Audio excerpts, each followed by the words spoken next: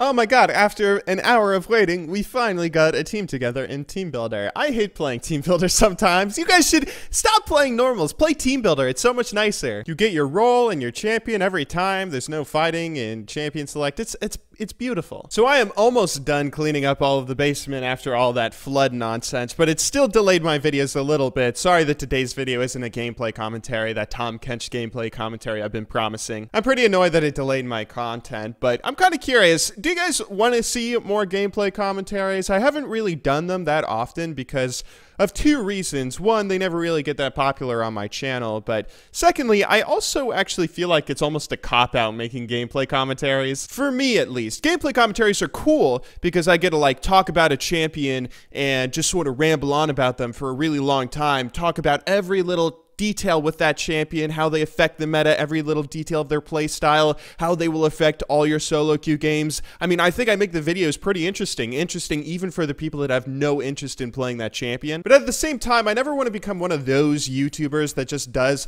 a new gameplay commentary for every champion that's released on the PBE, every new champion, every reworked champion, every time a champion gets a new skin. There's nothing wrong with that, no offense to any of my fellow YouTubers that make those kinds of videos, but that's not something I've ever felt passionate about. I feel like it's almost a cheap way to get views. Like those stupid Vine videos, you guys have probably seen these videos pop up in your suggested videos tab all the time, even though you've never clicked on one of those and watched them yourself. I mean, I feel like that's a really cheap way to get views on YouTube. It's like something so easy that I think I could totally do it. But that's never anything I felt passionate about, right? That's not something that I feel like, oh yeah, I really want to make those kinds of videos. I'd have to be pretty addicted to cocaine and desperate for money for me to ever stoop to that level. Okay, this analogy is getting a little bit weird, but I guess what I'm trying to ask is, do you guys want to see some more gameplay commentaries? Leave a comment down below.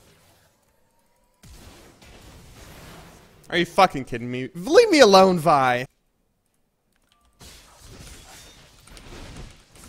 Yeah, there we go. Today I want to talk to you guys about a lesson that I learned at a pretty young age, I feel like. Something that I actually learned in orchestra. I'm not too sure how many of you guys know this about me, but I used to play the cello, and I played the cello pretty avidly. Back in early grade school, when everyone's first introduced to musical instruments, when we were like 9 years old, when you're in 3rd grade going into 4th grade, and then they like introduce you to the cello or the orchestra teacher, and they demonstrate all the different instruments. I remember that day very, very clearly, and I remember falling in love with the cello that day. That was like an instrument that I was just sort of captivated with. I feel like a majority of kids probably at least tried out instruments, at least at my school, either orchestra or band in 5th grade, orchestra in 4th, and you know, maybe only half of them or a quarter of them ended up sticking with it all the way through middle school or all the way through high school, but I stuck with it. I was one of those few that really enjoyed it and really stuck with it all the way until I graduated high school. But I think a big part of that for me was actually just I had some amazing orchestra teachers that were super encouraging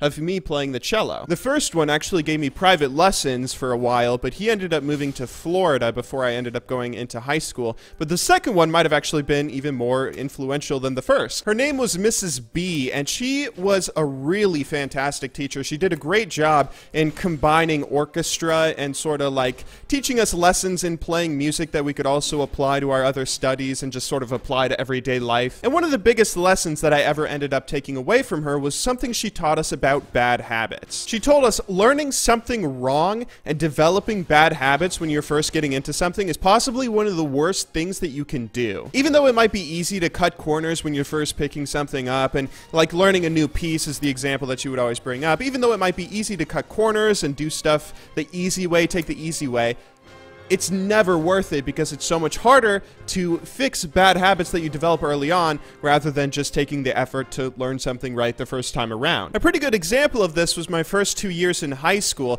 I was in the pit for the musicals that we did. And my freshman year specifically, we had West Side Story for our musical, which is a fantastic musical, but also has some really difficult music to play, especially for the cellos. There's a lot of places where it can just be so much easier to straight up skip skip notes or just like pretend like you're bowing through certain parts if you can't play it, or like take little breaks because your arms get super tired with all the notes that you have to play, especially during the Maria song, I think it was, or not the Maria song, the America song. Because of that, I started to develop some pretty bad habits at first when playing and learning the songs and everything, but that was something that I was very quickly encouraged to fix because it became super apparent to me that all these bad habits I was developing were a lot harder to fix after I had already developed them and sort of practiced the stuff wrong, rather than if I just took the time to build up some muscle and then, you know, learn how to play it right. That might actually not be a super good example, but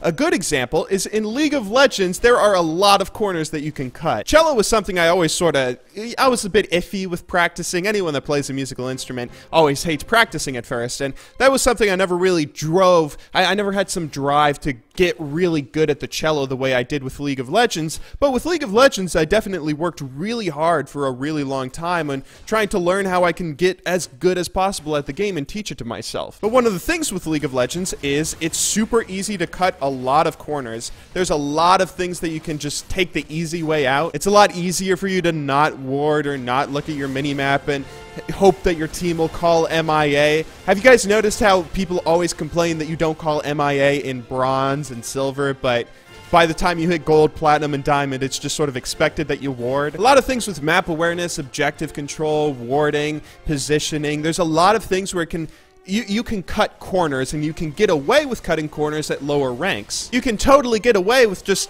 copying a rune and mastery page from probuilds.net and then just saying, well, fuck it, I'll name it Jax because that's who I'll use this rune page for. I'll use it for Jax, and every time I play Jax, I can just pick this rune page named Jax without sort of really thinking about the runes I'm taking or whether they're currently optimal in the meta. You'll get away with that for a very long time, but it's not something that will make you a smarter player in the end. It's not something that will make you a better player, and it's a corner that you really shouldn't cut. Doing stuff like that is one of the easiest ways to develop bad habits and prevent yourself as a player from progressing forwards. Just take the time to do everything right the first time around, and don't be lazy, I guess, is the message of today's video. Anyway, that's all for today. I will, of course, be seeing you all in tomorrow's video, but until then, thank you very much for watching. Good luck in solo queue, and have a wonderful day.